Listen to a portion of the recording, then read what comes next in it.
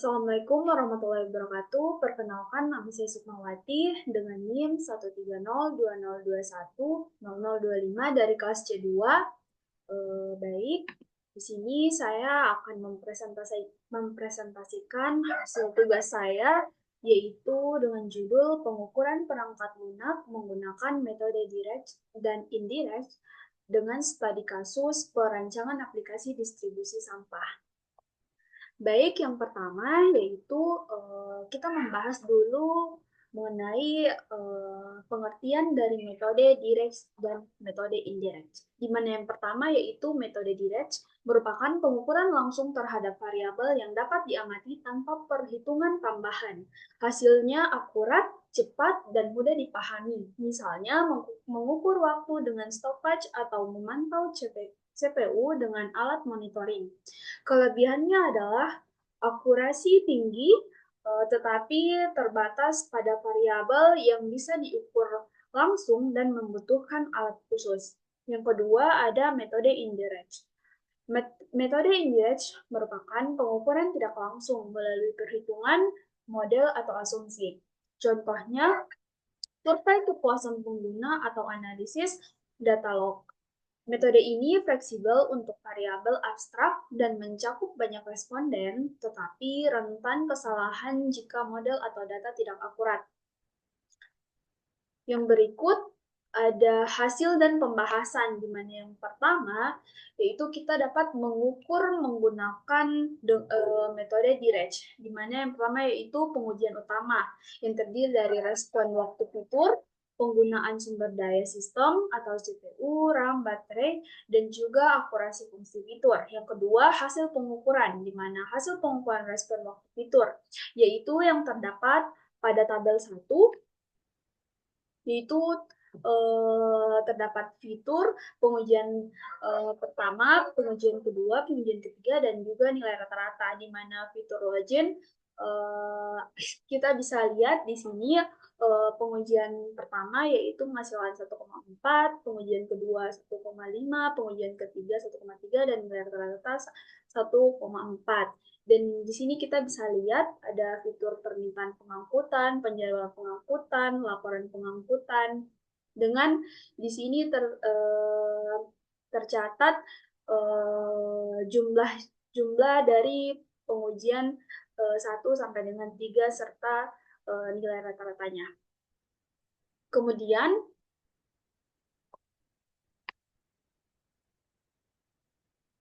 yang berikutnya ada dua tabel di sini, yaitu yang pertama ada tabel penggunaan sumber daya sistem, di mana di sini ada beberapa fitur, yaitu fitur login, fitur pengangkutan, penjadwalan pengangkutan, dan juga laporan pengangkutan. Nah, di sini CPU yaitu dari fitur login mempunyai CPU 15%, RAM dengan 110 MB, dan juga baterai 1%. Dan kemudian ada fitur permintaan pengangkutan memiliki CPU 20%, RAM 130 MB, dan juga baterai 20%.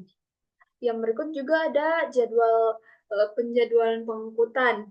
Kita bisa lihat di sini CPU 25%, RAM 150 MB, dan juga baterai 3%. Dan juga yang terakhir laporan pengangkutan memiliki CPU 30%, RAM 170 MB, dan juga baterai 4%. Untuk tabel 3 yaitu di mana akurasi fungsi fitur, kita bisa lihat di sini terdapat fitur, ada juga hasil yang diharapkan, serta hasil aplikasi dan juga status, di mana kita bisa lihat di sini, misalnya fitur login, hasil yang diharapkan yaitu login berhasil, dan hasil aplikasi yaitu berhasil dengan status sesuai. Nah, di sini kita bisa lihat dari fitur-fitur permintaan pengangkutan sampai dengan laporan pengangkutan, kita bisa lihat hasil yang diharapkan sampai dengan status yang tampil, dan juga hasil aplikasi. Pengukuran ini memberikan gambaran lengkap tentang performa teknik aplikasi distribusi sampah berbasis web, khususnya dalam efisiensi fitur utama, penggunaan sumber daya, dan akurasi hasil. Yang berikut ada yang kedua ya, yaitu ada pengukuran menggunakan metode Indirect. Yang pertama, penyebaran dan pengumpulan kuesioner, di mana pengumpulan data dilakukan melalui kuesioner dengan skala Likert 1 sampai dengan 5, di mana 1 yaitu sangat tidak setuju, yang kedua tidak setuju, yang ketiga netral, yang keempat setuju, dan yang kelima sangat setuju. Dengan jumlah responden 15, yaitu terdiri dari 10 petugas bank sampah unit dan 5 petugas bank sampah pusat. Di sini terdapat tabel 4, yaitu hasil kuesioner, di mana terdiri dari aspek pertanyaan, skor, nilai rata-rata skor, dan juga kategori, di mana di sini kita bisa lihat aspek yaitu antarmuka, di mana di sini terdapat 2 pertanyaan, yaitu tampilan aplikasi menarik dan mudah dipahami dengan rata-rata skor 4,6 dengan kategori sangat baik, dan juga tata letak menu mudah ditemukan dan digunakan dengan rata-rata skor 4,4 dengan kategori baik. Di sini kita bisa lihat juga aspek fungsionalitas, kinerja aplikasi, dan juga kepuasan. Dan terdiri dari beberapa pertanyaan dan skor rata-rata yang dimiliki serta kategori.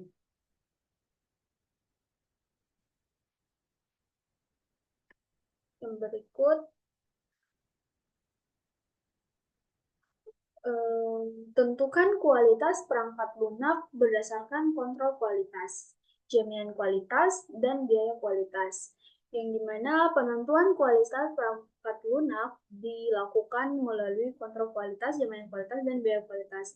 Yaitu yang pertama, kontrol kualitas, di mana fokus pada pengukuran teknis, seperti respon waktu fitur, yaitu performa aplikasi cukup baik, dengan login 1,4 S, pengangkutan 2,3 S, namun perlu optimasi untuk fitur berat, yaitu penjadwalan 3,1 S.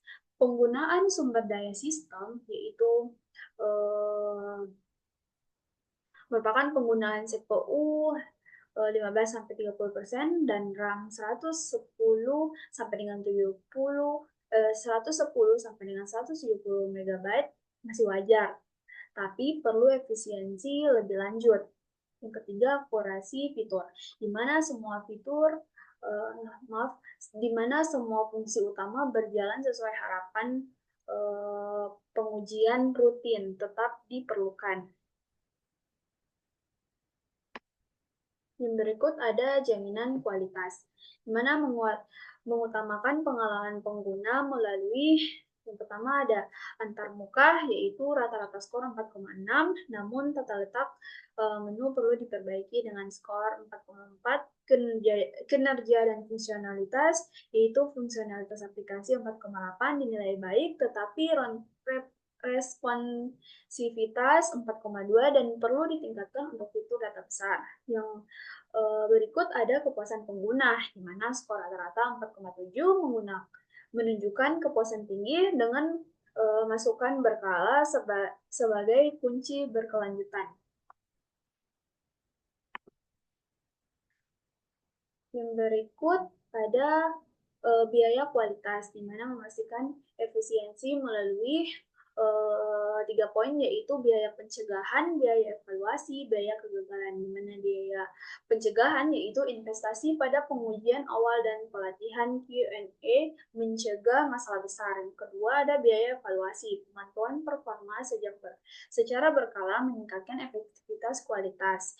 Yang ketiga ada biaya kegagalan, tidak ada kegagalan besar tercatat, menjaga biaya kegagalan tetap minimal.